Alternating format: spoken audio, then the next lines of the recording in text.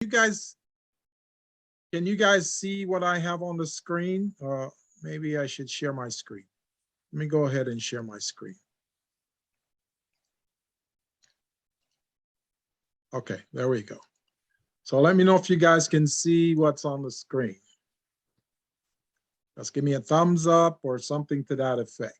Let me know if you guys can see. Can you see this? This Looks is a good, presentation. Gilbert. Oh, it's good? All right. Yep, it's good, Gilbert. Excellent. Thank you. Thank you. So this is class number 8, as you guys know, the last in the series of 8 classes that we're presenting. And moving forward, just so you guys know, we're hoping that we'll have 8 classes every time to kind of guide and put you guys in the right direction, because there's a whole lot of materials to cover. One of the classes I wanted to cover during this series was building your capability statement, which is a document that you guys definitely need in order to get contracts and also to get grants. It's good to have that, so contract providers or grant providers know what is it you do. So today we're going to cover contracts and procurement, how to get your business ready for government contracts. I know I touched on this a little bit 2 weeks ago when we do certifications, but today we're going to just jump into the middle of this and get all of this done. So as you guys know, this fine specimen of our character here is me. And this is a little bit about my background. Successfully assisted small businesses over the last 30 years, who fall in the categories of disadvantaged business enterprise, minority business enterprise, small business enterprise, veteran-owned businesses, and women-owned business enterprise. So far, I've helped them to secure over $91 million in contracts, government contracts, and some private contracts. I'm also the winner of the LA Business Journal Latino Business Award for being a Latino business advocate back in 2016, where I was a procurement chair for the California Hispanic Chambers of Commerce. And I traveled throughout the whole state of California, helping Latino-owned businesses become business ready, contract ready, and bank loan ready. Now it's your turn. 2015 was awarded the honor of being a trailblazer from the SBA and the Regional Black Chamber of Commerce in the San Fernando Valley. And my academic background, as most of you know, I've got a bachelor's degree in human services and a master's in organizational development. That's why I'm able to help you guys build your back office, build your infrastructure, organizational behavior, and all of those good stuff. Now, the accomplishment that I'm most proud of is the creation of this platform called Small Biz Pro. Small Biz Pro is a cloud-based business management, procurement, research, contract readiness, grant readiness platform that helps you guys to store all your documents in one place so you can access it in seconds when you're going after contracts, when you're going after grants, and also when you're trying to become certified. That's what this platform does. It also assists you in doing assessments. And today we're going to do one of the assessments as we go through this process. So that's what this platform does.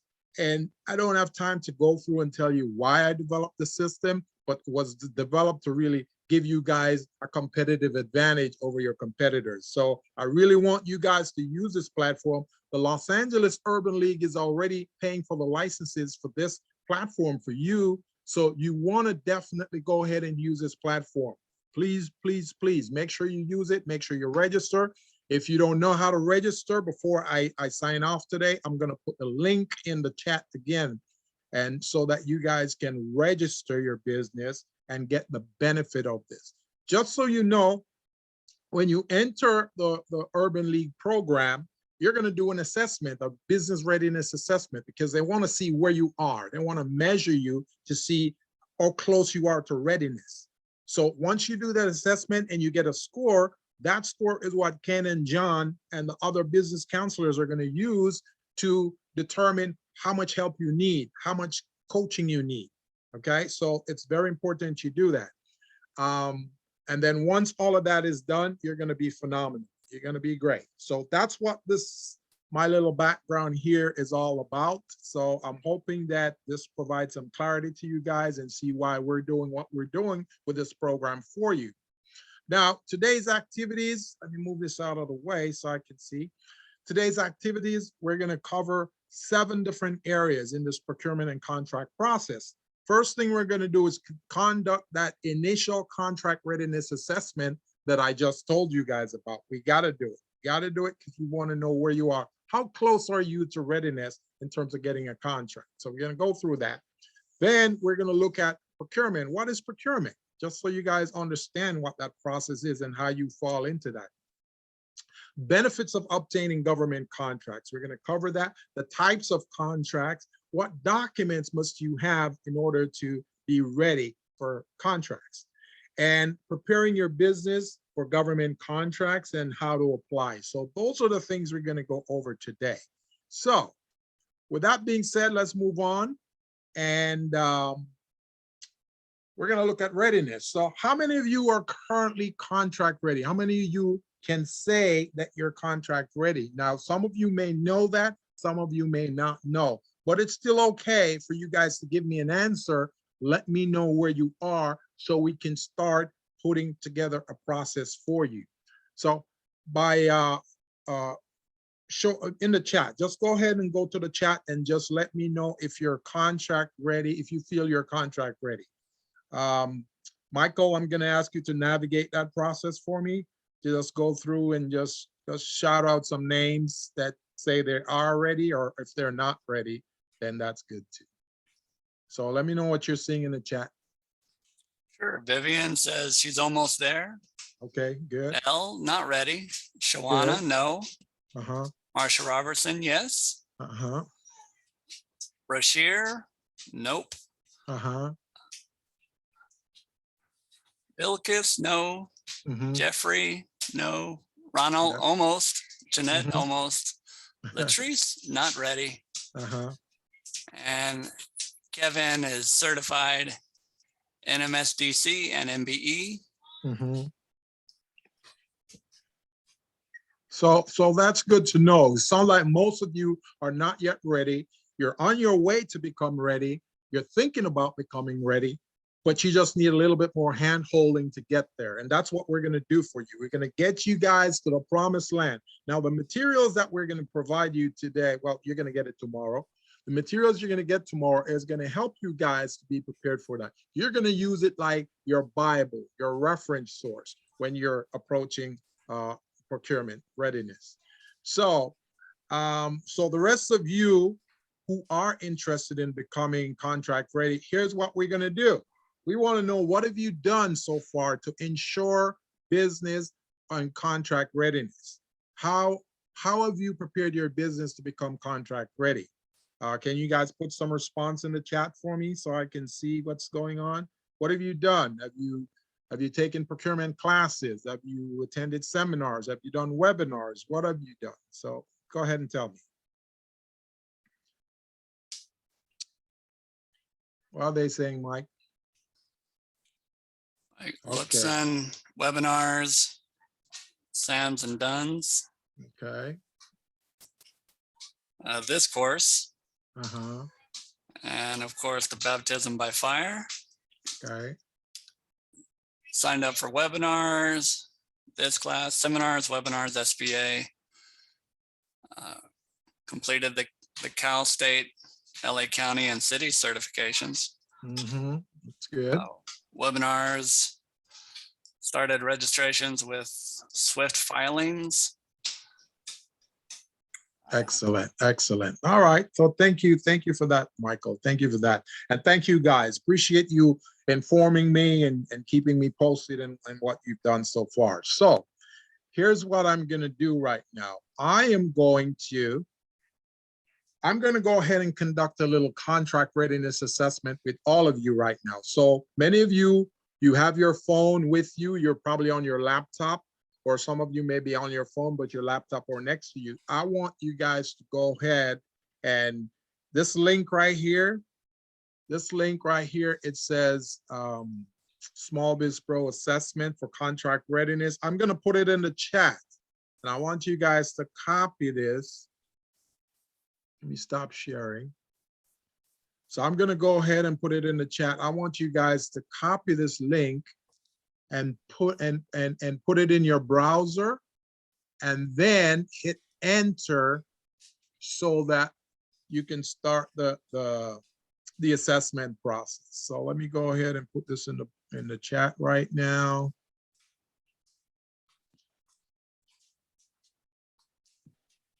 Okay, let's send this to everyone.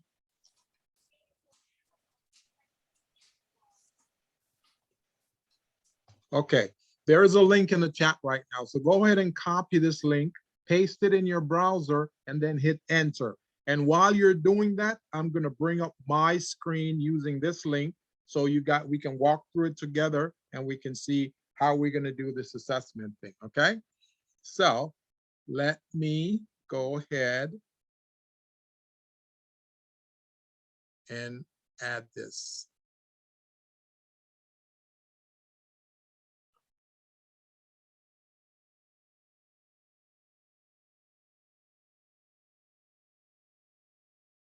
Okay, so there we go. I'm going to go ahead and share that link.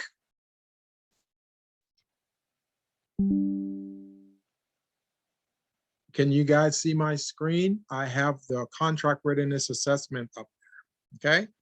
So we're gonna go through this together. You're gonna put your information in your part of the system. You're gonna put your business name, your phone number, all of that, and then you're gonna answer the questions as honestly as possible. Now, some of you may have already taken this assessment, but I want you to take it again, because if you've taken this assessment a week, 2 weeks, 4 weeks ago, and you're taking it now, you should have been in a better place now than you were when you first started. So we just want to compare and see if your score is much better now than it was when you first took it. So this is what you're going to do on this page. When it takes you to this page, the first thing you're going to do is you're going to fill out your company name, just like so. Put your company name, put your name, then you're going to enter your email address. Then you're going to put your phone number. Then you're going to select your legal structure, okay? Your legal structure, whether it's a sole prop, an LLC, C Corp, S Corp, okay? Any one of these, right? So I'm going to select a sole prop right here, okay?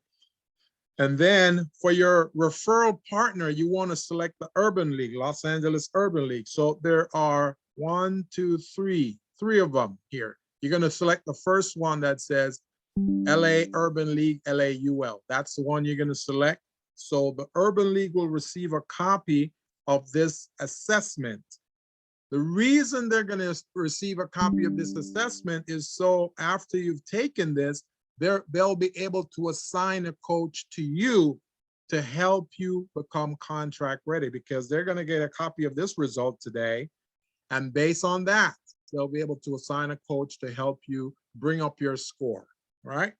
So after you do your referral partner, then you're going to select the industry type. So if your industry type is not listed in any of these 5 options, then you go to other, you select other. And then underneath where it says enter your industry, you type in your industry, right? So for me, I'm going to put professional services because that's what I do.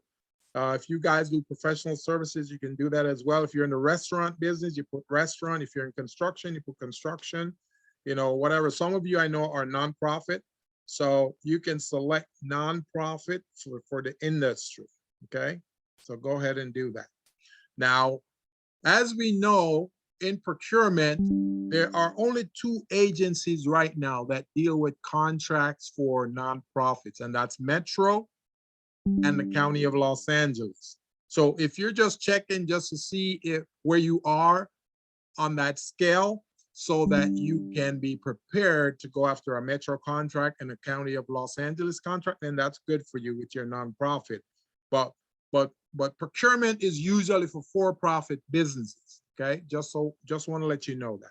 So I'm going to select professional services. So now I've got all these 8 boxes complete. I'm going to hit continue. Once you hit continue, now it takes you to these this questionnaire. So it's going to ask you questions. So depending on your legal structure, if you're an LLC or a C Corp, your questions are going to be different than the one I have here. All right. So I'm going over this as a sole prop. It says, do you have a filed fictitious business name? The answer to that is yes. Do you have your federal tax ID number? Yes. And I'm telling you from my perspective. Now, some of you may not have these things, but I want you to honestly put your answers, okay? Do you have your business and personal tax return for the last 3 years? Yes. Do you have your business financial statements, your balance sheet and your P&L for the last 3 years? Yes.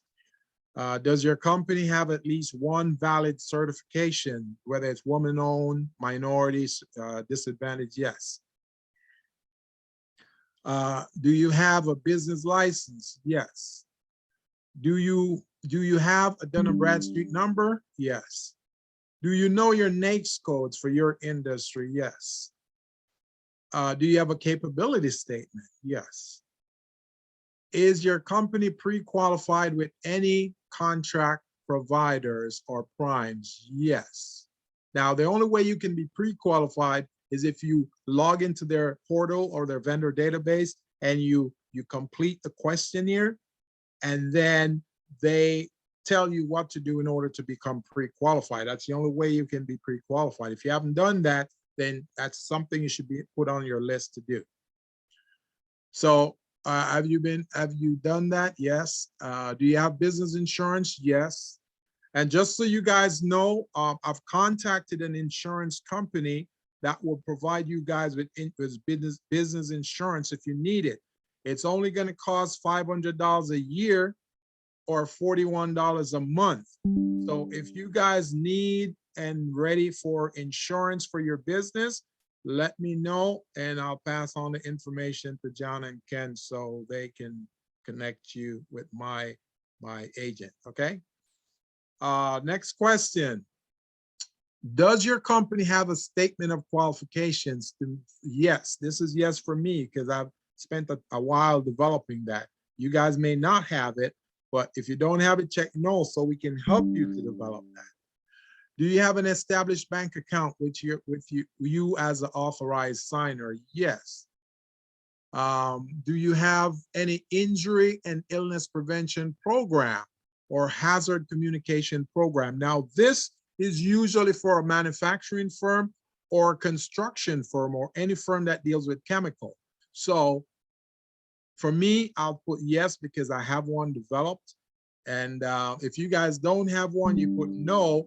Many of you, if you're doing public works contracts, at some point you're going to need to have a safety plan. And that's part of this injury and illness prevention program. So check that. Do you have your current Form W-9 completed? My answer is yes, because mine is. And just so you guys know, these are documents you need to complete and upload in Small Biz Pro so you can access it in seconds. Do you have a list of three of your three largest projects? Yes, I do. If you guys don't, just check no and we'll help you to develop that. Do you have letters from 3 project references? Yes, I have that. You guys need to work on that too if you don't have it. If you have it, that's great. Does your company have a business line of credit? Yes. Do you have a cage code? Many of you don't know what a cage code is, and I'll just explain it when we're doing the rest of this process.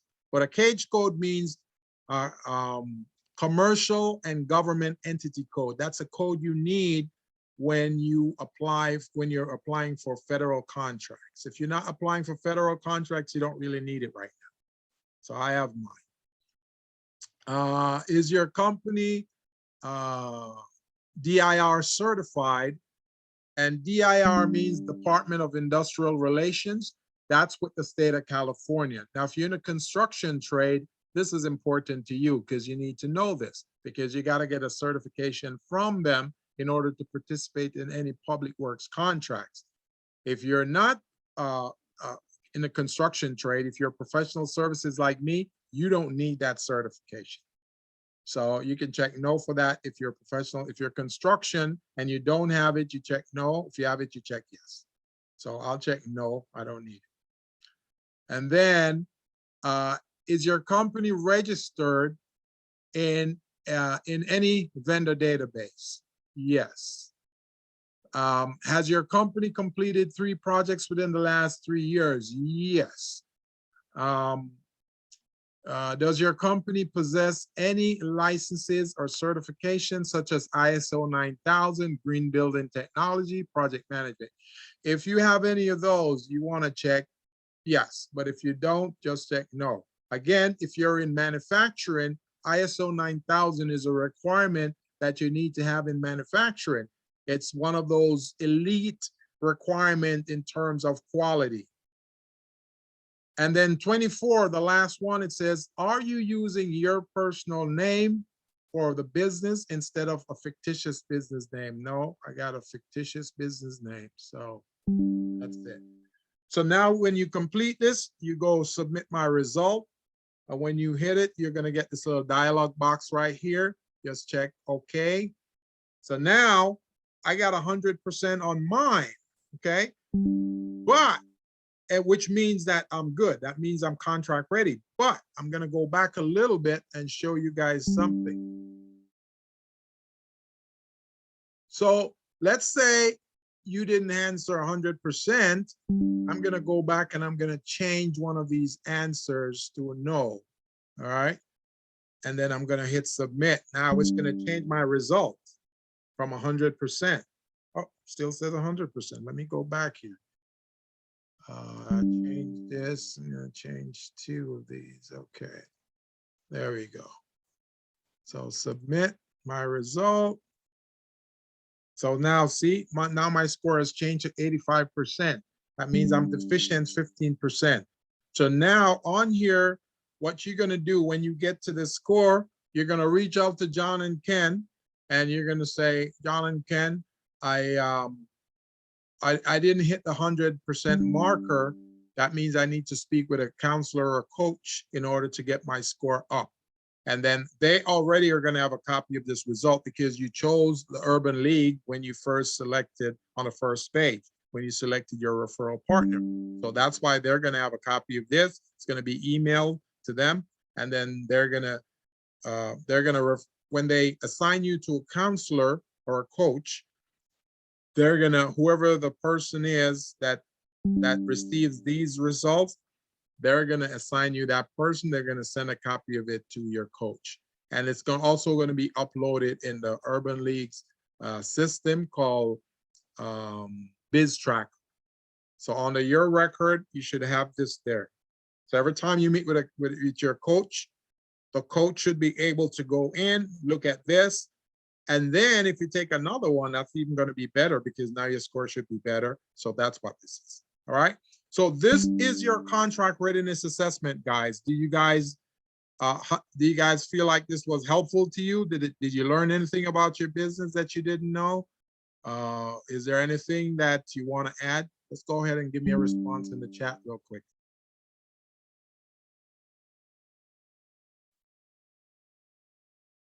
Okay, this is a blessing. Thank you, Gilbert.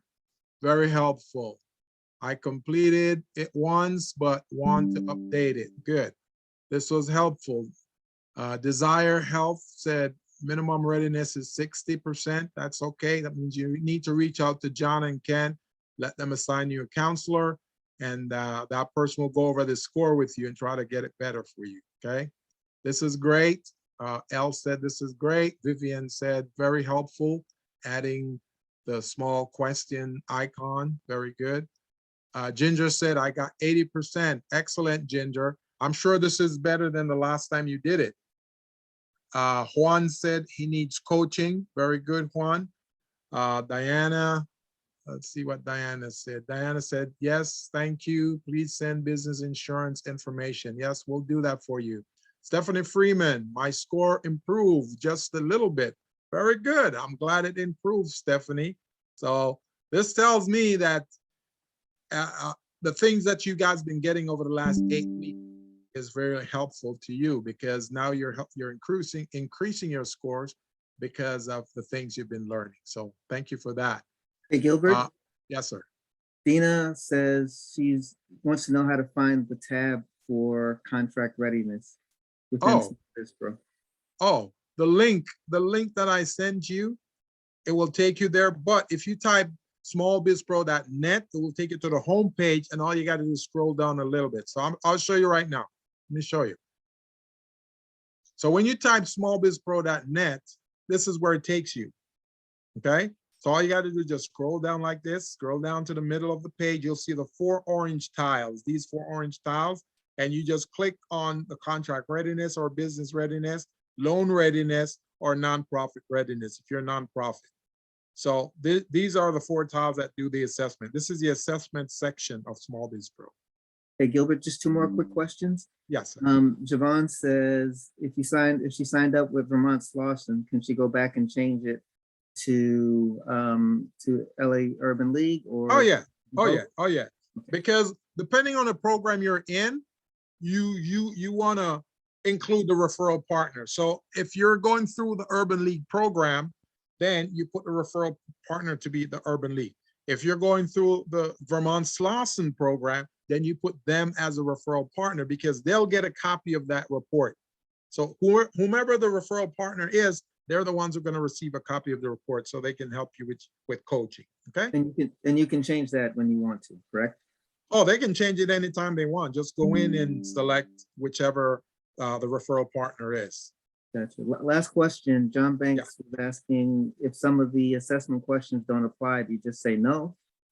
If it doesn't apply, go ahead and put yes for now. And then we'll, when you get with the coaches, then, because the thing about it is, if you say yes to something that you have, the coach is going to ask you to show proof. So if you say you have your business license, the coach will want to see it because those are documents you need to upload in Small Biz Pro.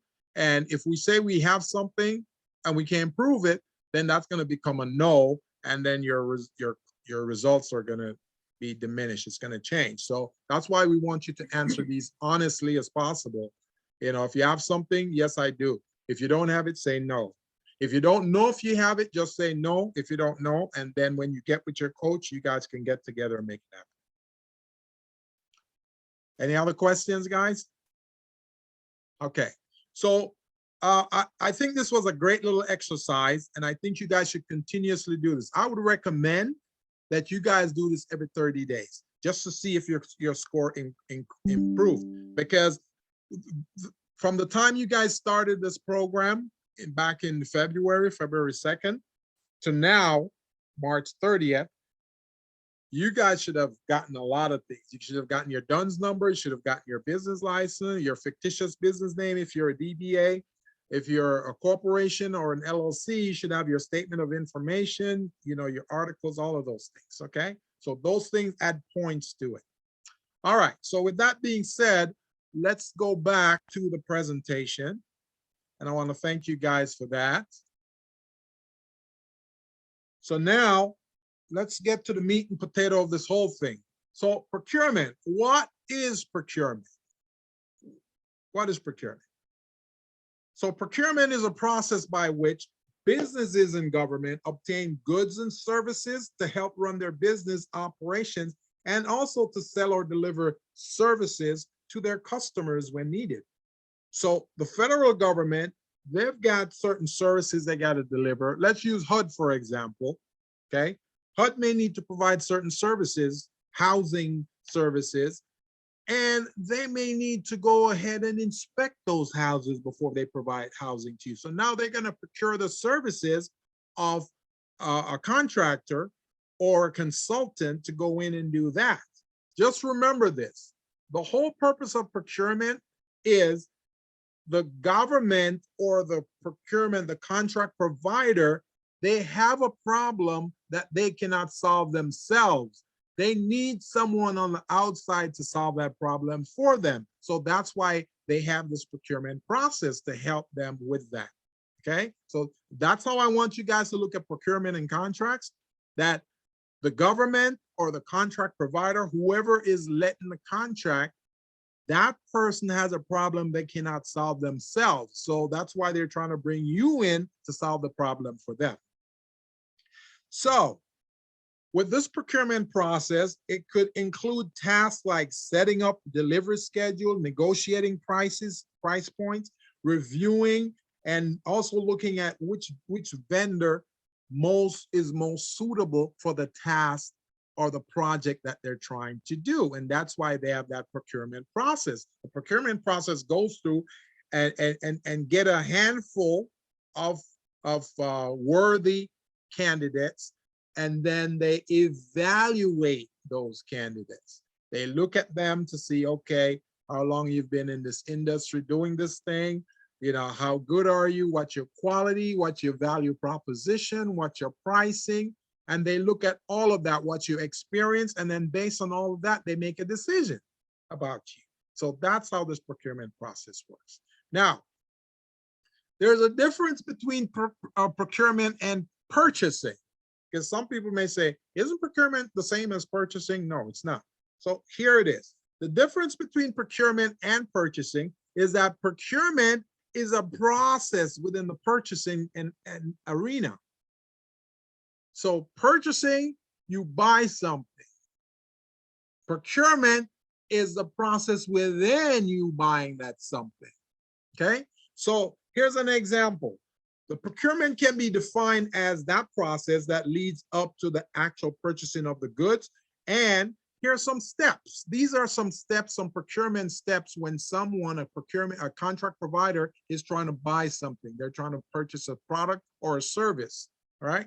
So the first part of a procurement is establishing a need for that particular product or service. So let's use the Urban League as an example.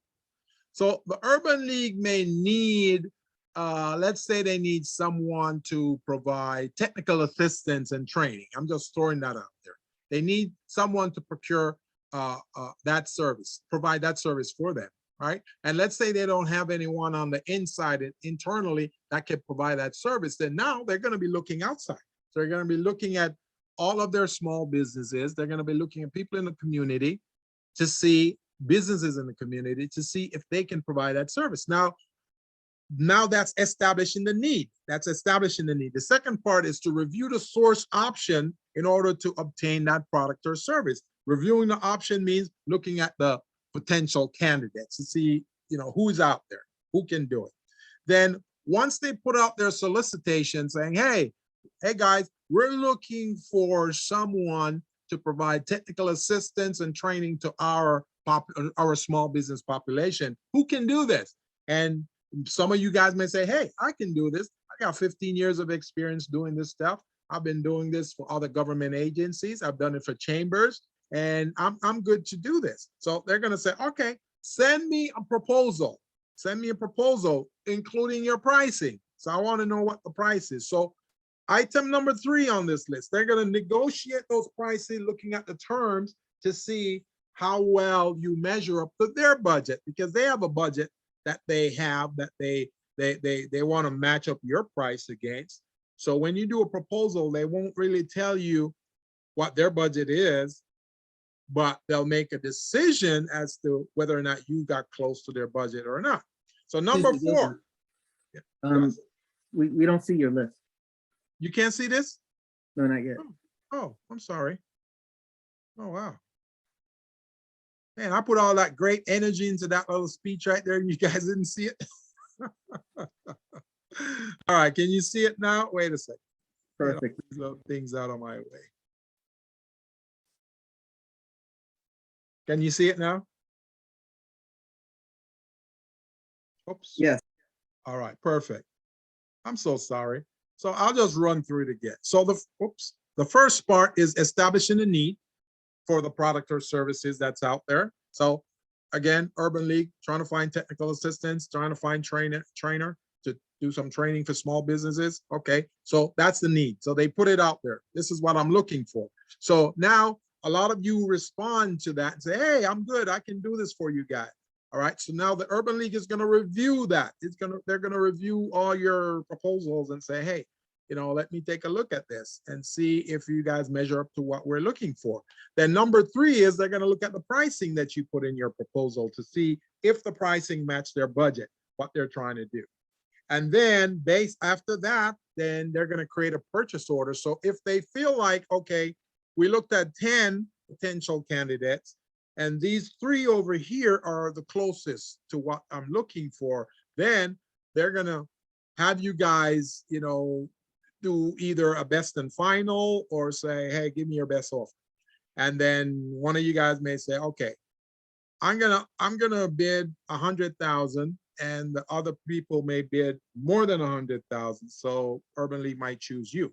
Say, all right, you're the lowest bidder. Plus you got some experience we can work with. So then after that, they'll create a purchase order, number 4. They'll create a purchase order to say, all right, this is what we're gonna do. Then they'll send it out to you. And in terms of an offer, it could be a purchase order, it could be a contract. Okay, that's purchase order, contracts are pretty similar. So they'll send it out to you, you'll receive it, you'll review it, think about it, and then you will sign it, send it back. Then Urban League will receive the product or services and decide whether or not they're going to accept or decline it based on your delivery schedule and the agreements you have. So that's how that works. Then number 7, pay for the product or service. So the Urban League will pay for the product or service that you delivered based on what you said you can do. And then number 8, they're going to keep detailed records of this purchase history, this transaction. They're going to keep records. And the reason they're going to keep records is what? They're going to keep records because this solicitation that they engage in was probably funded by money that comes from the National Urban League. It may come from the National Urban League, or it may come from a different sponsor. It may come from the SBA, just like we are right now. So they have to keep records to show the SBA or the National Urban League that, hey, this is what we spend, this is what we procure, and this is what we're expecting to get out of it. Okay, so they got to keep records for that. Now, with other agencies, other government agencies, they don't report to, organizations like the Urban League does, but they have to keep these records because there is a system called FAR, F-A-R. That's an acronym. It means Federal Acquisition Registry. And that's the Bible of procurement. When you guys get a chance, you go to Google and type FAR. FAR requirements, F-A-R, and then requirements. You'll see a big old thick listing come up, right? This thing is so thick, it's unbelievable. It's like the Bible. That's everything they use in government contracting to make decisions. When you're doing purchasing, these are the rules you got to follow by. When you're doing payments, these are the rules. Discrimination, these are the rules. You can't discriminate. If you're using a subcontractor, you can't illegally replace that subcontractor. These are the rules. So there are all of these things when you do federal contracts that's private and commercial don't abide by. Okay, so number 8, keeping your detailed records for that purpose. And then number 9, the hiring roles that deal specifically with this procurement. Those are people, they're procurement agents, they're buyers, procurement specialists. Those are some of the people that organizations use. And I'm going to flip to that page right now so you can see right here. Examples of people who handle procurement: purchasing agents, purchasing manager, procurement manager, procurement specialist, commodity manager, director of strategic sourcing, or a buyer. See, the last one says a buyer. Okay, I'll move that out of the way. Okay, it's not coming out of the way. But the last one is a buyer. So when you're dealing with procurement, those are the names you'll hear, and those names are affiliated with procurement.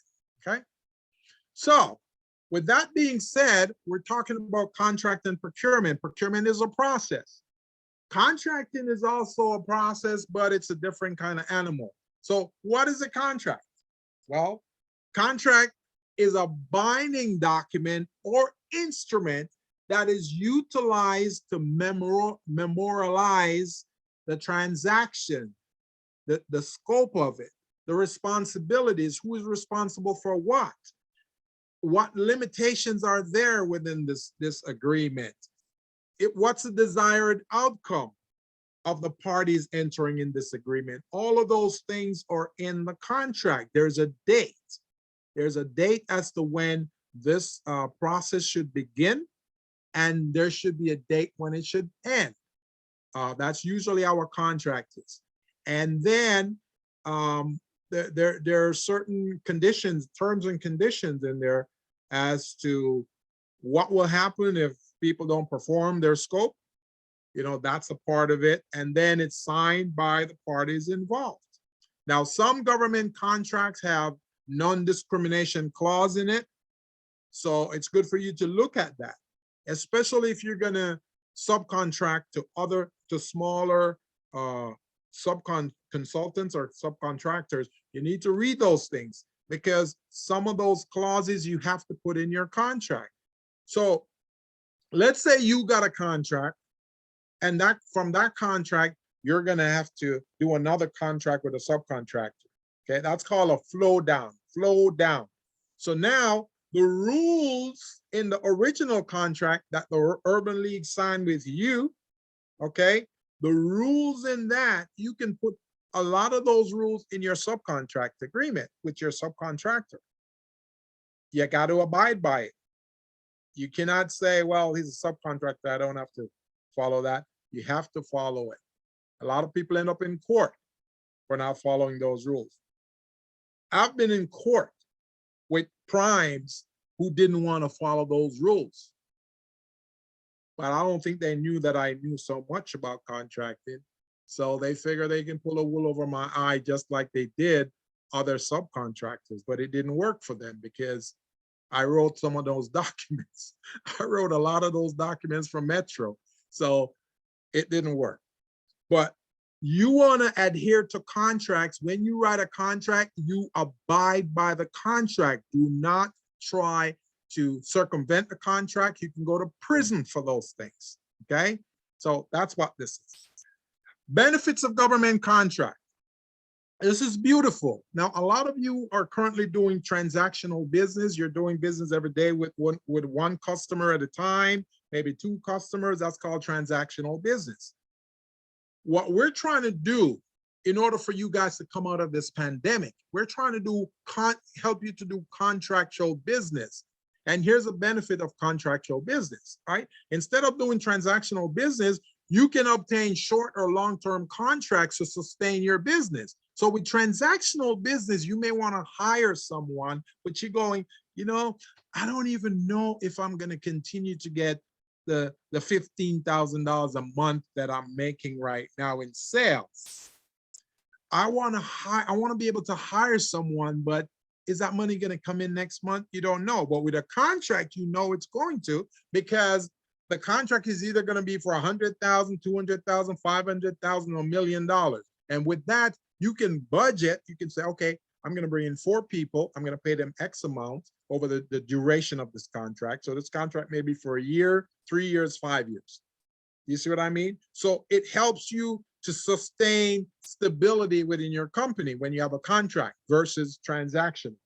The next part of contracting, the benefits of government contracting is, it ensures that only firms that only firms that fully meet this eligibility standards are permitted to participate in the process. So that kind of weeds some of the people out. When you get government contract, it weeds some of the people out of the process because they may not be eligible. For example, if the contract is for minority firms, only minority firms can participate. If the contract is for women-owned businesses, then only women-owned businesses can participate on that. If the contract is for veteran-owned business, only veterans can participate. So all the others cannot participate. So that gives you a little edge over your competitors. Third bullet, have the benefits of having a government contract. It helps to remove barriers to any participation of MBEs, DBEs, SBE, WBEs, and veteran-owned businesses. If there are barriers to you or to the others, these types of contracts will remove those barriers from government-assisted contracts. Okay. Getting a contract is a good thing for you. A government contract is a good thing for you because it helps in the development of your firm. It helps you to develop. So let's say last year you made 200,000, right? You made 200,000. This new contract is for 300,000 or 400,000. Now you're doubling up your last year's revenue. So now you can hire some more people to either do marketing or go out and solicit new business for you. So it's going to help you to grow. So that's the kind of thing I want you to think about when you're thinking of contracts. Don't be afraid, guys. Do not be afraid of contracts, because the reason we're here is to help guide you and coach you through this process. So do not be afraid. The ones who are afraid, just remember this. Business is about taking risk. Business is about taking risk. And those risks that you take should be calculated risk. Some of the calculated risks you're going to take is going after contracts. When you go after government contracts, you'll either get it or you don't get it. If you don't get it, you learn from that. Okay, you learn from the things that happened why you didn't get the contract. You probably lost the contract because your bid was either too high or too low. There's such a thing as too low, having a bid too low. Yes, there is. So that could be one reason. The next reason could be you probably didn't articulate or explain your services or your value proposition clearly enough to the contracting officer. So when you submit your proposal or your bid, that person probably is a little perplexed and they go, I don't know if this person can do it. Or maybe you're not in business long enough. That could be another reason. So all of these things, I want to throw this out there so you guys can know this. With government contracts, if you submit a proposal or a bid and you didn't get it, you can request what they call a briefing or a reconsideration hearing. That means that hearing is going to tell you what you did wrong and what you can do to improve yourself next time around. Now, in regular life, you don't get that second chance. You don't get that second bite at the apple. But with government procurement, you can do that. If you bid at Metro or the city of Los Angeles or the county and you didn't win, then you can say, I'm requesting a reconsideration hearing or a debriefing as to why I didn't get this. And they'll explain to you. They'll explain. And you know, some of the times they'll put it in writing for you. So you have that next time around, you know, okay, this is the reason I didn't win the contract. Okay. So it helps you to grow your business, helps you to remove barriers, and it helps in the development of your firm in the marketplace so you can build your capacity and grow, and it minimizes discrimination in the procurement award process. So the contract process is supposed to be transparent. The government contract process is supposed to be. Commercial and private contract is a different animal because they give those to their friends. You know, you can't really compete much in the commercial and private space, but with government, it's transparent, it's public. They have to share certain information. If they have certain information that they're sharing with government contract, and I love this, they have to share it with everybody. They can't share it with one person. They got to share it with everybody. Sometimes you bid on a contract and you didn't win it. And then you get a notice that, hey, they're putting it back out to bid. And you go, oh, this is great. I get a second bite at the apple. Now, why did they put it back out? We want to know. Well, maybe the prices they were getting were too low and they're going, you know, I mean, it's too high. The prices were too high. And they're going, you know, we got to put this back out there and see if we can get a better bid. Or maybe they make a certain change and the change was too late. They did a change to the solicitation and they didn't follow the proper process. Because when you make a change to a solicitation, there are a certain number of days that you have to do those things. And if you miss those days, then you got to put it back out to bid. That's in government contracts, right? Private contract is a totally different animal, right? But government contract, they have to follow certain procedures. So I just wanted to point that out to you guys. Now, there are two types of contract or procurement categories that's out there when you're bidding on contracts or procurement. Two types. You got the informal and you got the formal process. Informal and formal process. So let's talk about informal process. And one of the things you want to make sure you do when you're getting into these contracts and procurement, make sure you're ready. Make sure you are ready. And that's what we're trying to do, get you guys ready. Just remember this: preparedness plus opportunity equals success. Preparedness plus opportunities equal success. So when you're going after an opportunity and you're trying to be successful with it, ask yourself, am I prepared? Am I prepared enough to win this thing and be successful? So that's what you want to do. All right. And then the opportunity will be the contracts that's out there. Right now, there's a lot of contracts floating around out there that you guys can do, but you probably don't even know about it. So today I'm going to help to focus you guys, get you guys looking at some contracts. So procurement category number one, which is informal contracts. Let's take a look at that.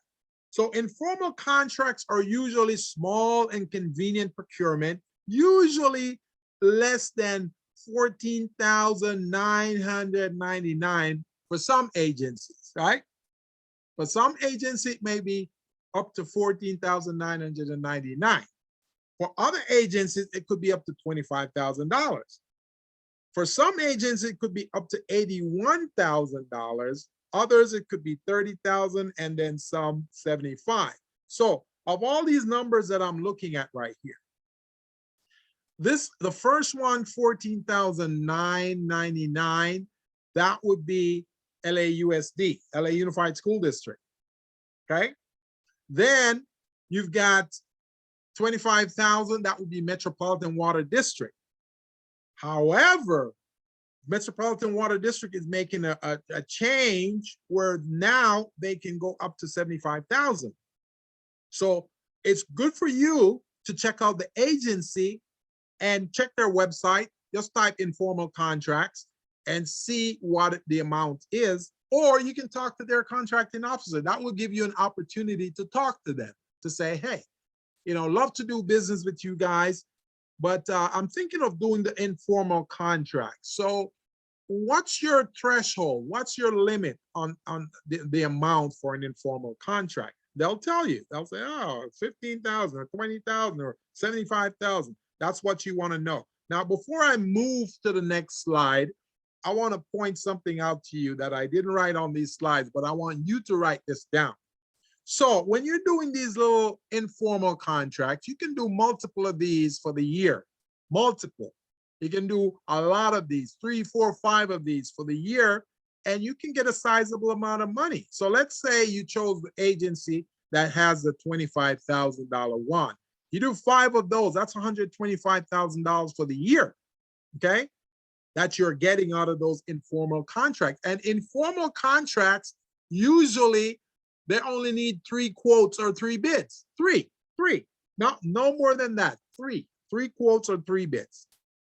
So when you hear about it, they'll say, okay, we need 3 quotes for this. And you will be one of them and 2 other people, okay? So now you have 1 in 3 chances of winning this procurement. 1 in 3 chances, which is much better than when the solicitation is advertised to the whole world. So that's why I like informal contracts, because you know you only have 2 other people to beat in order to win that.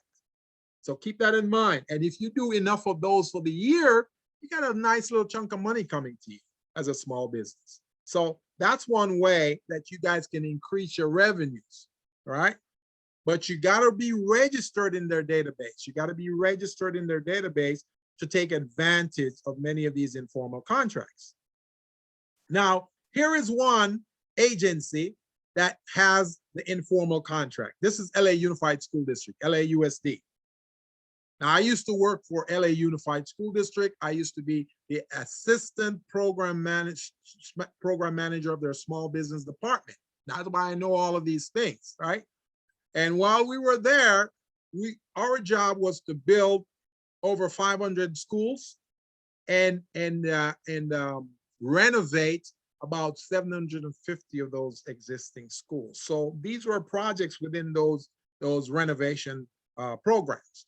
So this one right here is $14,999, $14,999. This is an informal contract. It's a small contract. All they need is three quotes, three bids on this.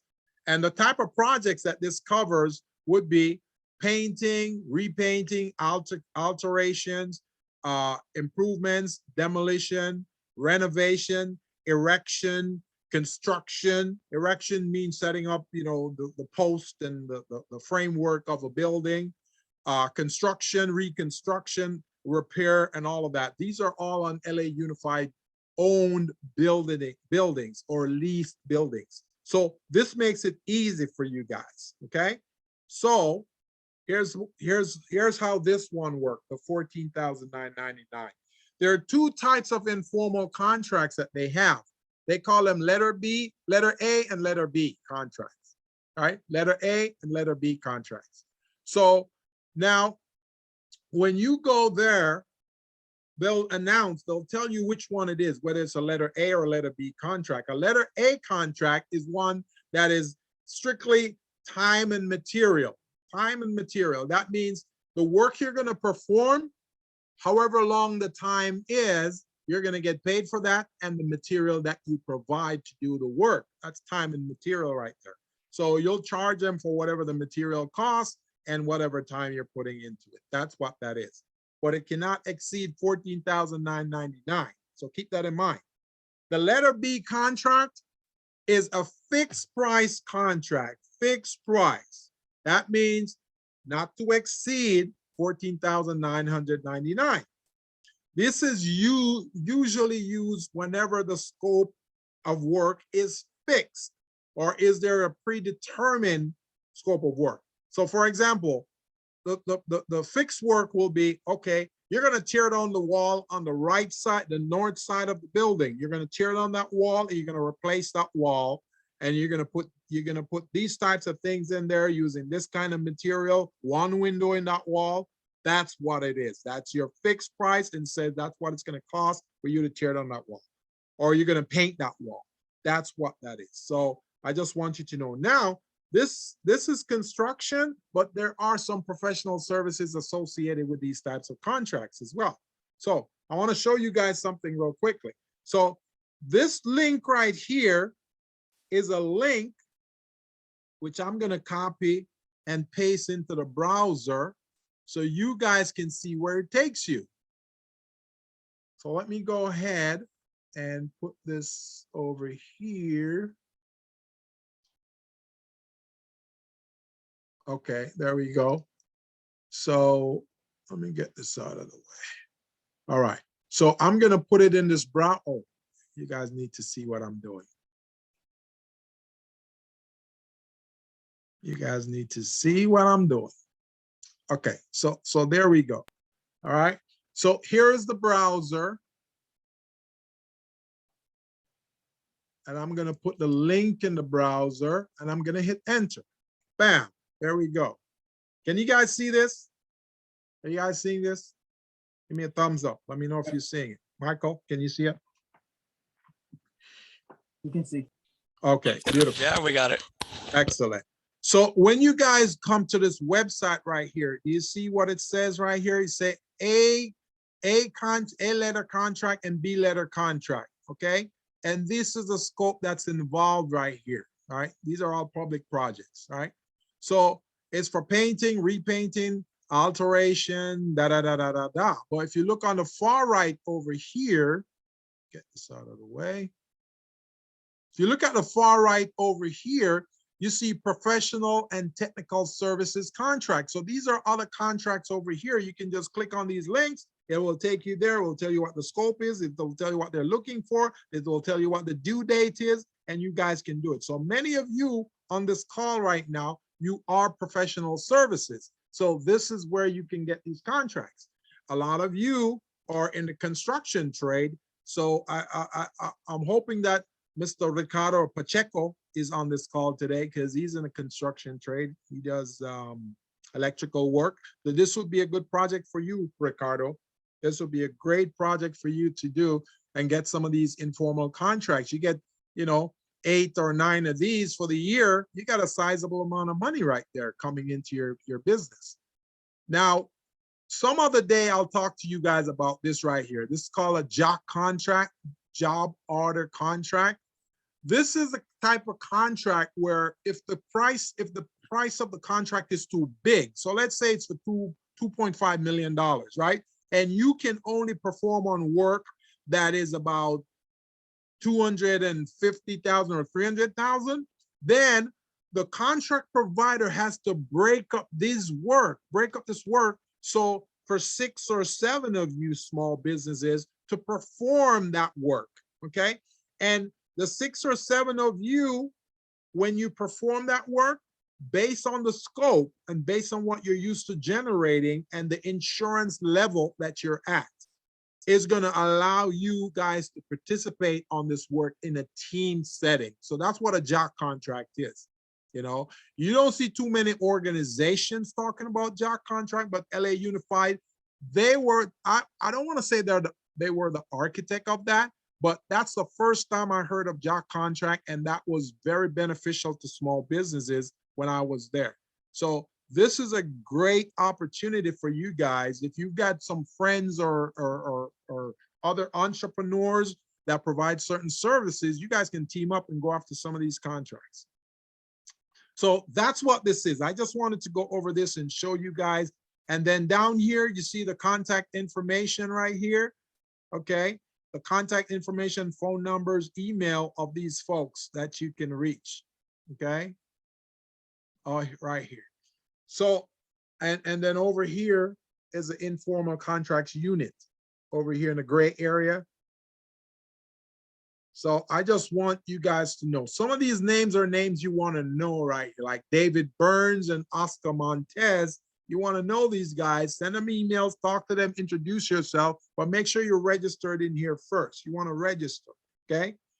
Reach out to them, say, hey, I've been in business for over 15 years or whatever it is, and this is the type of work I do, and I really like the type of services you guys provide and opportunities you provide for small businesses like me. I'll be happy to help you meet your goals and objective, and this is how we're going to do it. And you want to strike up a relationship with them, because let me tell you how these guys work. These guys do business with people that they like and trust. So you want them to be able to trust you and like you. So, sharing your experience is a good thing. They want to know, because here's the deal. When they're doing these procurements, they don't have time. It's like their boss is telling them, hey, you guys need to get this thing done quickly. Get it done in a week.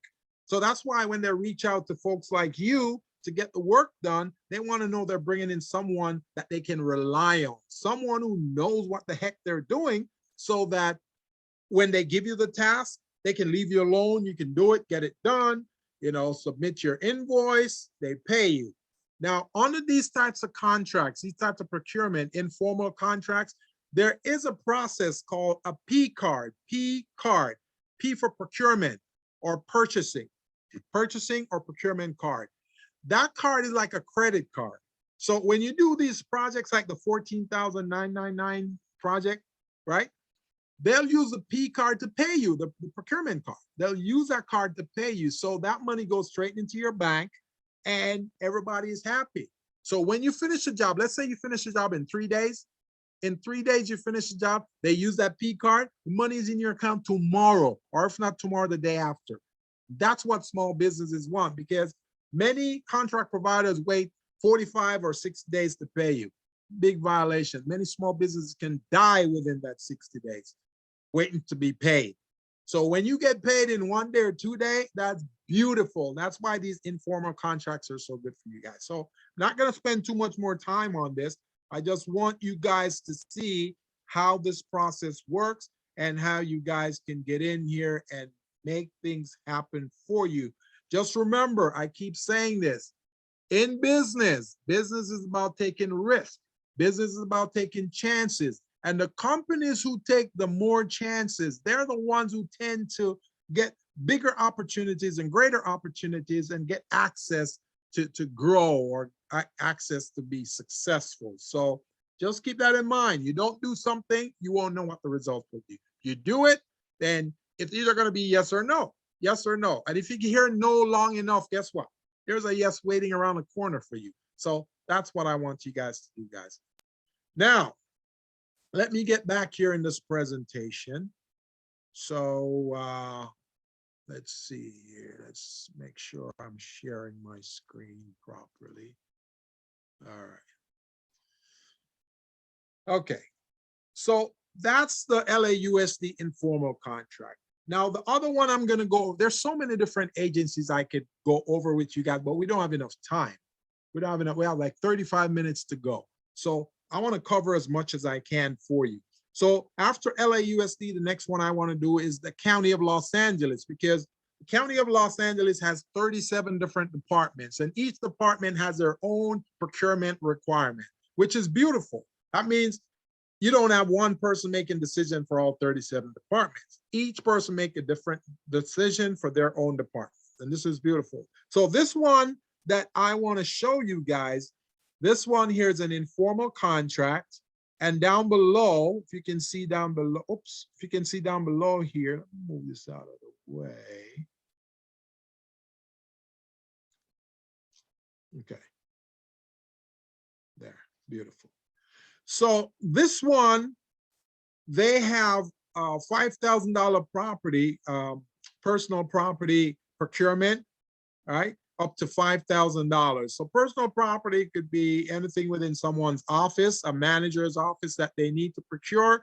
$5,000, you get 10 of those for the year. You're doing good, all right? Now, the other one, get this out of the way. The other one is anything between 5,000 and up to 100,000. These are procurement that this gentleman right here, Joe Sandoval, he's a division manager. You notice I put his address and his phone number on here. You guys can professionally stalk him. No, I don't want to stalk him. Okay, you can call him and say, hey, I'm a small business. You can, if you're certified, you could say I'm certified. And I'd just like to talk with you a little bit about some of these informal contracts that you're in charge of, because we've been in business for such a long time. You know, how many years you've been in business. We can provide services for you. We can assist you guys in this process. So we'd really like to talk to you. This is why your capability statement is so important, because before these guys talk to you, they're going to go, okay, send me a copy of your capability statement so I can see what you can do. Now, that's not the time you should be worried about getting your capability statement developed. You should already have that when you're trying to talk to these guys, because they have a small window to talk to you guys and provide you with anything. So when you make that contact, initial contact, and said, we can help you, and he said, send me a copy of your capability statement, you already have this in Small Biz Pro. So all you got to do is just email it in seconds, 6 seconds, and they got it. This guy's going to look at it. He's going to look at your value proposition. He's going to look at your core competencies, and he's going to go, okay, you know, maybe we can do something with this company. Let's talk. All right. So these are projects for personal property. It's anything over 5,000. Services, anything services, it's over 5,000 and up to 100,000. So keep that in mind. Services, that means professional services, any type of services that you guys provide. All right. All right. So now I want to go through what I put together for you guys. Remember, for the last 2 weeks, I've been telling you guys about these 37 different departments and how they've got these different procurements, and you got this different procurement officer and their contact information. Well, that's what I have here. This directory is what I have for you today. And I'm going to go ahead and show you guys that. So let me get in here and show you this. Let me blow it up for you. All right. So take a look at this, guys. This is stuff I'm going to send you tomorrow. All right. This is the Los Angeles County Contract Managers Directory for all 37 departments. All right. So Look at this. Look at this link. This is a link where you go to find all of this. All right. Now, if you're from A to C, Agricultural Commission, weight, measures, okay? This is alternate public defender's office. They need stuff. You know, if you guys have materials that you produce, I think I talked to one of you guys that manufactures sanitizers, right? Manufactures sanitizers. These guys need that. There's still COVID out there. They need it. So you want to reach out to these guys, tell them what you offer, the products or services you offer. Here's a phone number. Here's an email address. Here's a contact person.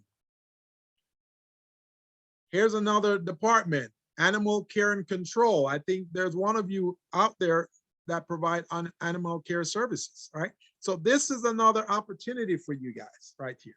So take a look at it. So you got this person, Whitney Dong. That's a person you want to reach out to. That's the phone number.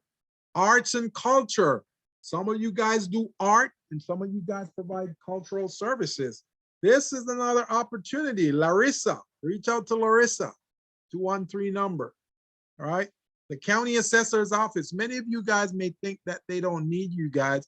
If you do accounting, bookkeeping, you're a CPA or something to that effect, you can provide some services to these guys. They need you guys to help them.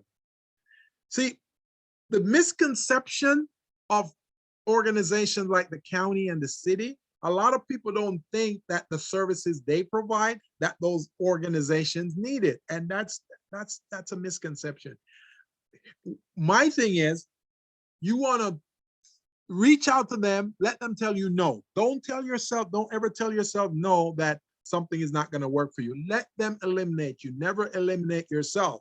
So you want to reach out to these guys and say, hey, I provide these services.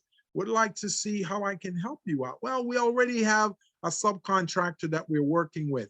That doesn't mean you hang your head and walk away. Oh, we already have you really have a subcontractor? Is that person on a contract? Yeah, they're on a contract. So when is that contract going to expire? Well, it's going to expire next year. Oh, good. You think that a small business like me could apply for that? Oh, yes, you can. But what would be some of the requirements for that? They're going to tell you. They're going to tell you because they feel secure. They feel secure because there's already a vendor in there doing the work. So they're going, what am I going to lose? I'll tell you what you want to know. That's the best time to talk to these guys because you can learn so much. And when you learn from them, you go and retool yourself and come back. That's what this is. Auditor, controller, that's another great opportunity. Again, you do bookkeeping, accounting. You want to reach out to these guys. Beaches and harbor. These guys need a lot of stuff. Beaches and harbor.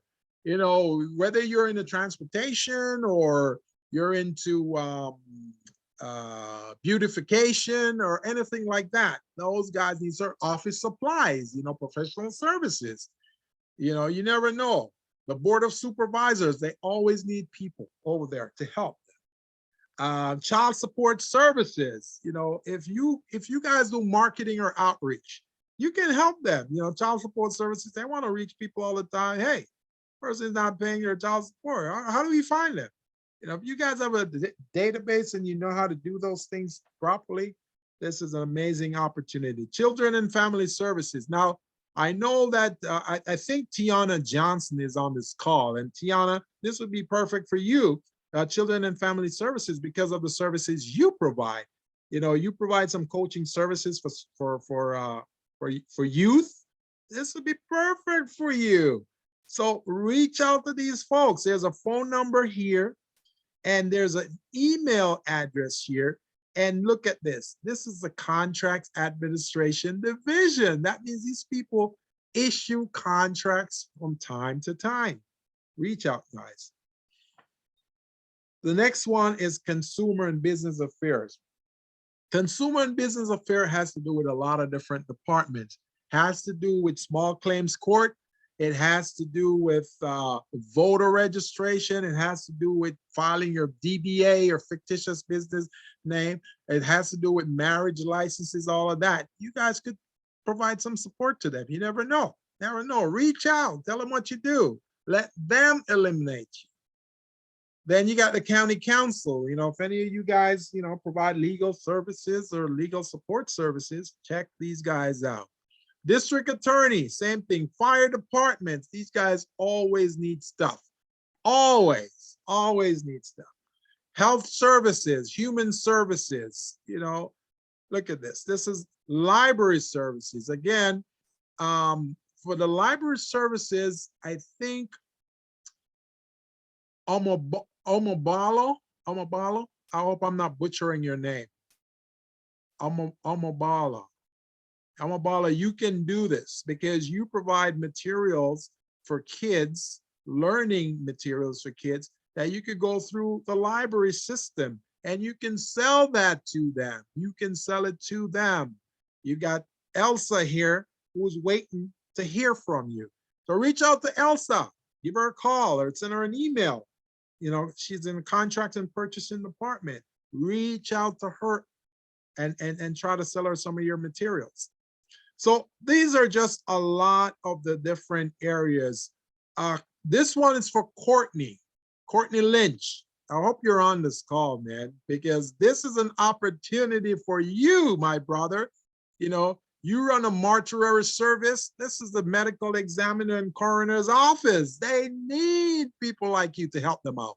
You know, there's a big catastrophe going on right now with COVID, right? They can't handle it themselves. They need individual small businesses who have the expertise that you do to help them out. So think about it. This is a great opportunity for you. Mental health services, military and veteran affairs, you know, look at this. Museum of Art, so many different opportunities. Natural History Museum, this is just Parks and Recs. Probation. So these are things I'm going to send you guys, and I want you guys to go for these opportunities, and I want you guys to get back to us. Let us know. Did you get an opportunity? Were you close? What did they say? Did they tell you you need to tweak your business a little bit or your capability statement a little bit just to get the next opportunity? Let us know where you're at, man, so we can help you out. So these are some opportunities here with the county. And I chose this organization because they got 37 different departments and they're looking for you, all right? So let's see what else we got going on here. Got 25 minutes to go. So let's see what else we can provide you in this presentation. All right, so we talk about those informal contracts. Now let's look at formal contracts. And I'm not gonna go through the whole process of formal contracts because that can be overwhelming for many of you, especially since you've never bid on certain contracts before. So formal contracts, these are usually contracts that's larger than the informal contract. So if the informal contracts stops at $14,999, anything over that is a formal, okay? If it stops at $75,000, anything over that is a formal. If it stops at $100,000, then anything over that is a formal, right? Now, with the formal contract, it takes a lot more formal approach to it. It usually comes in the form of an IFB or an RFP. What is an IFB? Well, an IFB is an invitation for bids. They usually send this out in an announcement that this is an IFB, we're taking bids. So with a bid, you give the scope.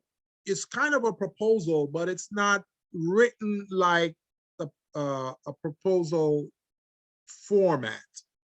It's a document that may be 5 pages. It's usually in a form setting. It wants to know number of pieces or number of units that you're going to sell them or provide them, and you know how this bid is going to work and the price of your bid. So you put your price of the bid, and most of the time the bids are determined by lowest price. And one of the difference between an RFP and a bid. So with a bid, it's lowest price, right? The RFP is best value, not usually lowest price. When you do a proposal, they can choose the higher price proposal because you're providing a better value. Let me give you an example.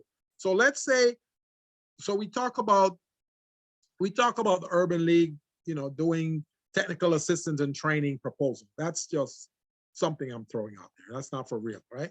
So let's say they're doing that and they're looking for proposals on that. In that proposal, let's say you and I are going after it. In that proposal, we got to write an approach, a methodology as to how we're going to solve their problem for them. Remember, they have a problem that needs to be solved that they can't solve themselves. So they need a consultant to solve it for them. So you and I are going after this solicitation. And in my proposal, I'm going to put my methodology, I'm going to put my approach, I'm going to put my solution, how it's going to work, and I'm going to put my price. Now, my price might be higher than your price. Your price might be, let's say your price is 150,000 and mine is 165,000. They may choose me because I'm offering a lot more to solve the problem. I might be offering the technical support. I might be offering, the training. I might be offering a tool that can help the participant to elevate themselves and do better. I might be offering follow-up assistance. I might be offering all of those things. So because my price is higher and I'm doing all of those things, then the contract provider may say, you know what, I'd rather go with you because you have a more complete solution than this other person over here who has like 1, 2, 3, 4 approach, So that's what the difference between the IFB, which is the invitation for bid, and the RFP is all about, okay? Now, with a proposal, the proposal takes some stages, and I don't want to get too complicated with you guys. Proposal takes a lot of stages. So you got the announcement part. Some proposals, they do a statement of qualification. They do a request for statement of qualification, like, okay, we have this problem, we want it to be solved, but we want to know if you're qualified. So send me your qualifications. So you're going to send your qualifications to them. They take a look at it. And once they feel satisfied about what they see, then let's say 15 of you apply, sending your statement of qualification.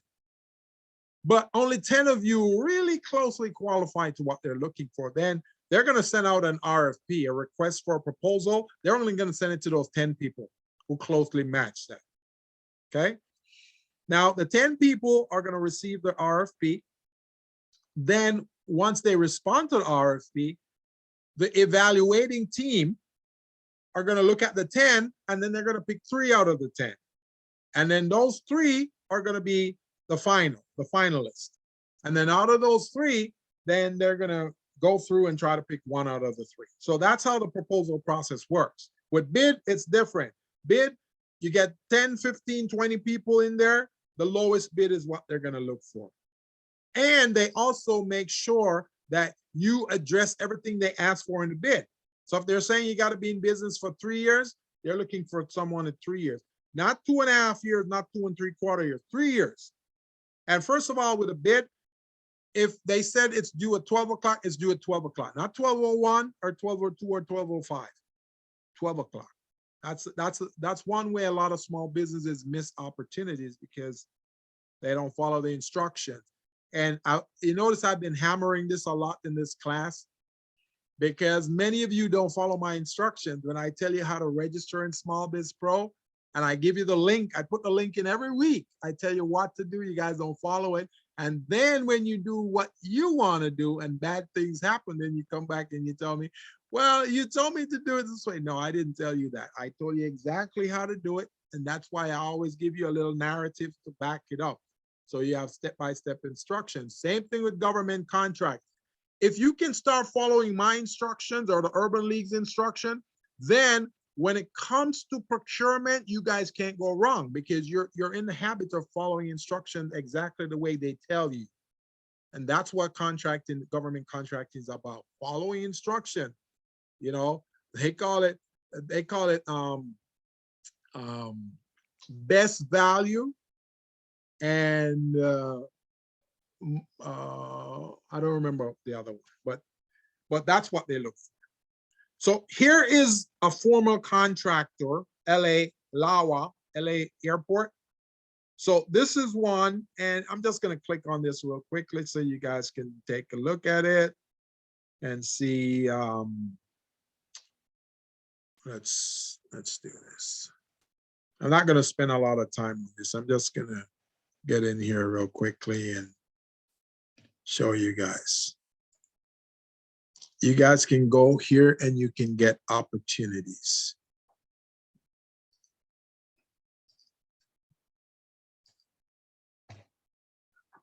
Procurement can be a very complicated process, so I'm just trying to simplify it for you guys just so you don't get bogged down and get frustrated.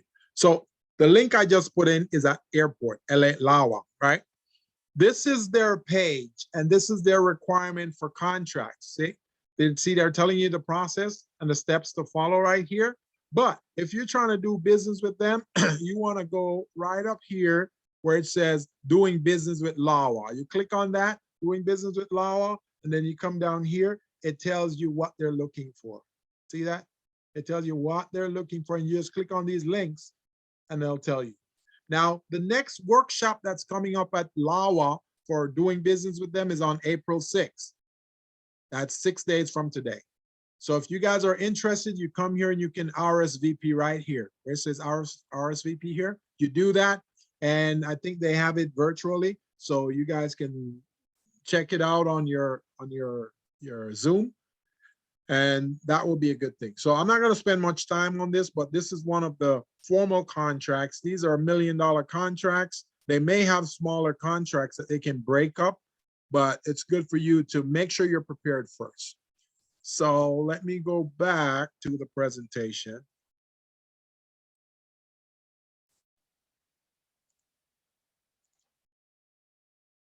Okay.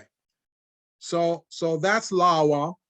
The next one is LA Unified School District. No, I'm sorry. This is Metro. This one is Metro. So these are 6 steps to doing business with Metro. Okay. Just follow this right here. And just remember, all of these agencies I'm telling you guys about is in Small Biz Pro. All of these agencies, all of them are in there. All you got to do when you log in is go to the left-hand side of your dashboard or your screen. You'll see 4 blue buttons. The third one that says procurement, you're going to click on that. And I'll show you how to navigate. Okay. But these are the 6 steps that you want to follow if you're trying to do business with Metro. Okay. You got to join the Metro vendor portal. You register in there, and then you go through this with them. You submit your proposal if there's a solicitation, and you want to establish a relationship with their contracting officers. Always have that. You want them to know you, know who you are, know your capabilities, what you do. Because remember, people hire folks that they like and trust. They like, know, and trust. So if they trust you and they like you, they will give you an opportunity. So this is the Metro link right here. You click on this link, and it's the same link that's in Small Biz Pro. Oops. That's giving me a PowerPoint. I don't want that PowerPoint. So let me close this out real quickly and go to this.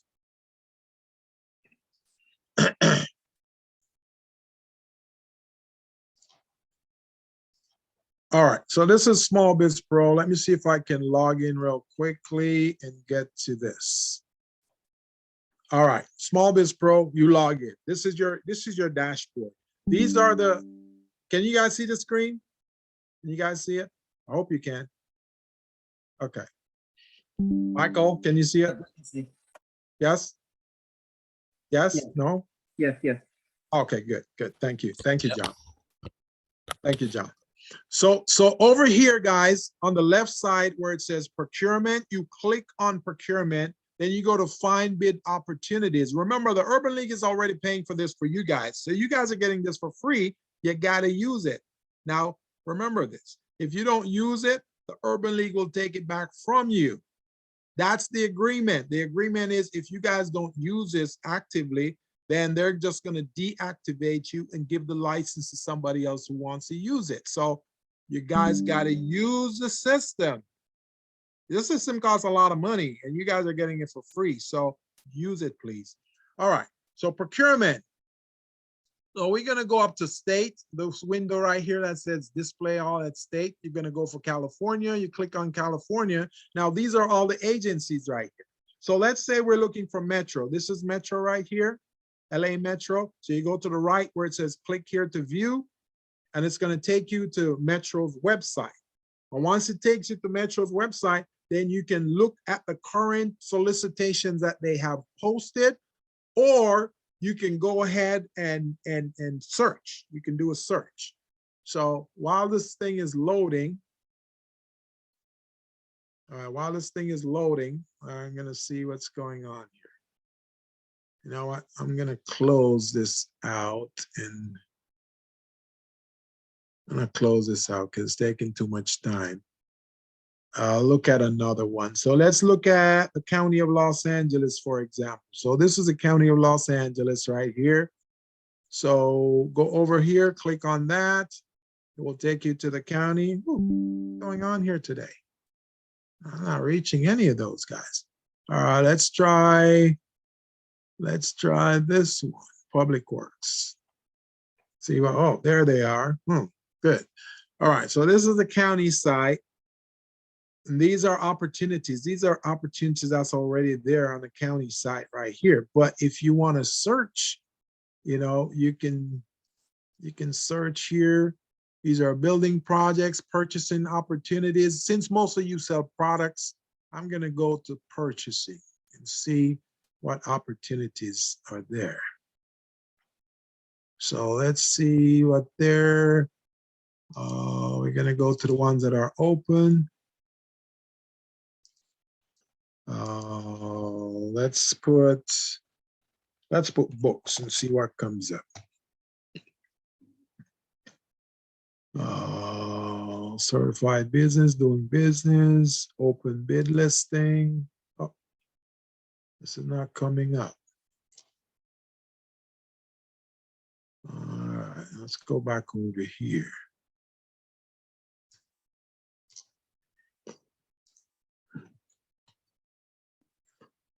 All right, so this is on-call haul truck services, fitness equipment, rubber dam replacement, concrete saw, all of these things. You can put your searches in and see which one of these guys. Okay, on-call community-based organization services program. So this right here would be a good one if you guys can provide certain services, community-based services, training, development, then this would be a good solicitation for you. Just click on the link. This is an addendum because they had a previous announcement, so they're adding this to it. See that? So you just click on the links here and it will take you to the solicitation. All right. So I don't want to, oops, I got 10 minutes to go. So let me close this out real quickly and get back to where I need to be. John, you see what I mean when I said I had a lot of things on my plate today, John? It's a big presentation here.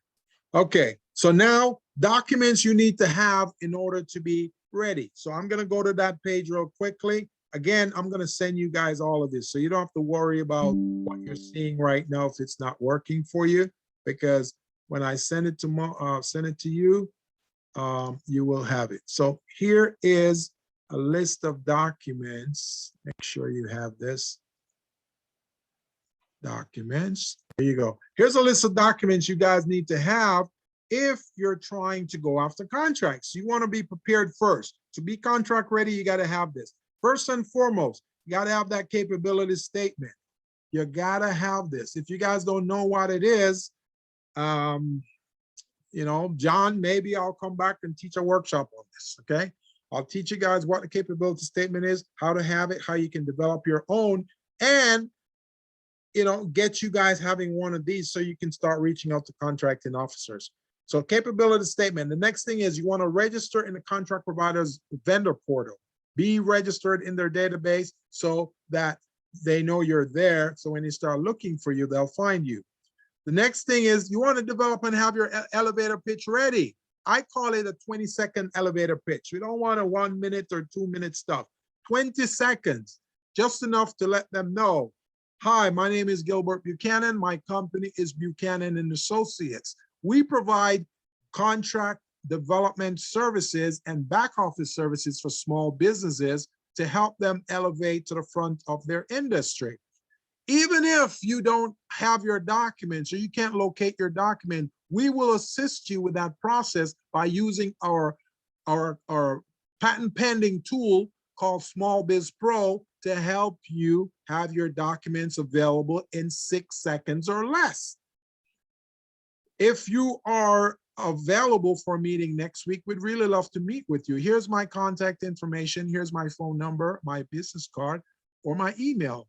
I'd love to have a talk with you so I can further discuss how we can help you meet your objectives, and also to help you to provide some value to your organization, some more value to your organization. Bam!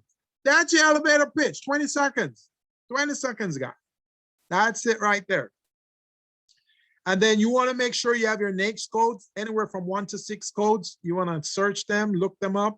Again, NAICS.com. I told you how you can find that, NAICS.com.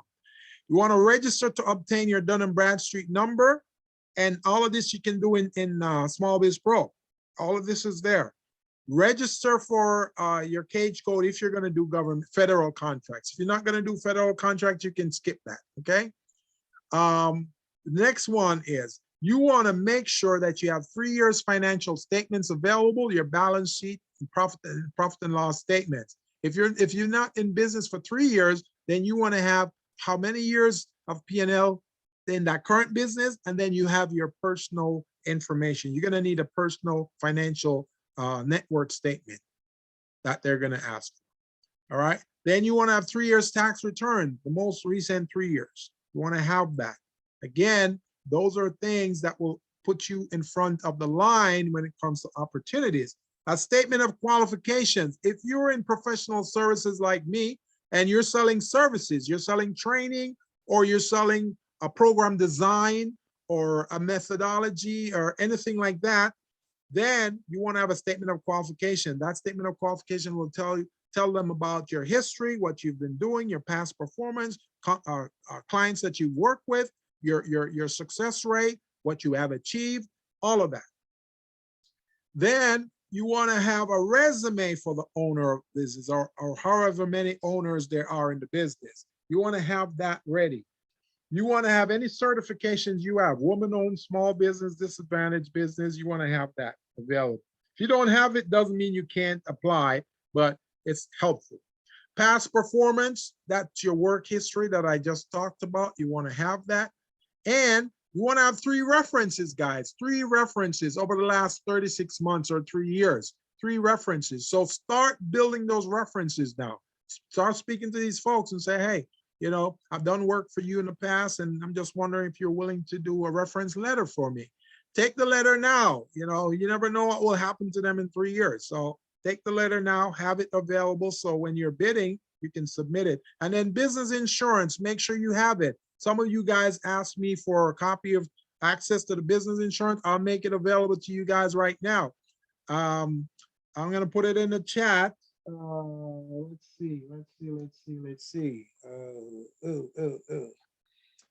Let me get this information for you. It's a State Farm rep. Let me stop sharing. There. It's a State Farm rep. Her name is Dominique Wright. Tell her Gilbert Buchanan sent you, because I told her I was going to send you guys over there. So she'll give you guys a special rate. If you're professional services, you tell her you want the $500 a year program, because those guys will try to sell you more. They'll try to sell you a $1,000 policy. Now, $500 a year, which is $41 a month, and tell them the coverage that you're looking for is 1 million. Tell them 1 million, 3 million, because usually they give you 1 million, 2 million, but try 3 million, see if they'll give it to you. If they'll give you 3 million for that price, then you're good. Okay. Shoot, let me grab her number real quickly.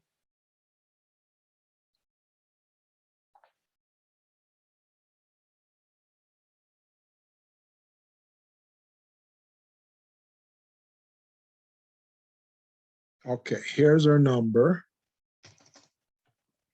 323 517 0884. Okay, and she's with State Farm. And John, sorry I didn't get this to you in time, but if you can just copy this out of here, John, then this might be helpful. Okay. So State Farm Insurance. Copy it out of where? It's out of the chat. It's in the chat. Can you copy it from the chat? I'm gonna send it. In the chat. Yeah, it's not published yet. I'm gonna send it right now. So let me copy this first. And you know, the lawyer in me is making me say, I'm sure whoever Gilbert's recommending is a wonderful person, but it's not an official recommendation of the Urban League. Okay. So Not a use the problem. person. There are other people to be used. I'm sure Gilbert, you all know Gilbert, so you know the value of his recommendations, but it's not an official one of the Urban League. And they can shop around, you know, they can shop around and look at others, but this is one, they can use this as a starting point. So check and see if they can't give you something within your budget. You know, John, I'm sure John has a couple that he can give you guys too. And you guys are going to be talking with John and Ken throughout this whole process. So that's what I'll do. But for now, I'm gonna, you know, I'm almost at 7 o'clock. I'm a minute to 7. So I want to ask you guys, if you have any questions, please let me know. I see there are Q&A in here. Some of the assessment questions do not apply to us. That's okay, John. I get that. I got an insurance quote of $1,500 a year for 5,000 down, 500 down. Okay, you want to be careful, Marcia. You want to be careful about this. So 1,500 is probably for professional liability. Okay, so professional liability is usually in that range. This insurance policy program that I'm talking about is general liability. Okay, general liability, not professional. So the general is always cheaper than professional. So that's probably why, Marcia, yours is that. So, but you want to check it out some more and find out what, it's important to know what coverage you're getting. Okay, know what coverage you're getting. That's very important. Any other questions you guys have for me before I hand it over to John? Any other questions, guys? Okay. Can I still email? Oh, I'm sorry. I was just going to say, so there are probably lots of questions that people have. You know, obviously reach out to me, information's in the chat, my colleague Ty, Bonnie, and we'll make the connections needed. We'll get the information that you need. We'll be in constant contact with Gilbert, and we'll let you know as soon as we set up our next series of webinars, and we'll let you know which ones Gilbert's are going to be on. So so thank you so much, everyone. Really look forward to working with you all. And thank you again, Gilbert, for all the wonderful things that you have done and the wonderful ones that you will do on a go-forward basis. Thanks. Thank you, John. I really appreciate it. And I want to thank you guys so much also for, you know, allowing me over the few months that I've been here to help you guys out and do what we do for you at the Urban League. So again, remember, we're preparing you guys to get those grants and contracts. So you really, really want to check it out. Now, somebody put a phone number in here. Okay. Now, here's what you guys can do, guys. You see this chat right here? You can copy this chat and get all the information. See the 3 little dots at the bottom of the chat? If you click on that, it will say copy, and you just copy all of this and then paste it in a Word document. So you get all the chat with everything in there with all the information. Bonnie's information, John, did you put your information in the chat? I did, and I'm doing it again. Yeah, okay. So John will put his information in the chat so you guys can reach out to him as well, okay? You're welcome, Khadijah. Thank you so much. Ginger, thank you. Cherie, thank you. John Wall just put his information in there. Okay, Marisol, thank you. I hope you guys take what you learned this evening and go get some contracts, man. I can't wait for you guys to tell us that you got some contracts. Can't wait, can't wait. But thank you guys so much. Okay, appreciate you guys. And John is the man. I'm handing you guys over to John. All right. Go ahead, John. Thanks so much, everybody. It's past 7 o'clock. We like to try to be timely. So thank you so very much, and look forward to working with you on a go-forward basis. And thank you, Michael, for all the stuff you do behind the scenes to make all this work. And with that, I'll say goodnight to everyone. Thanks, Michael. Good night, everyone. Thank you, guys. Have a good night.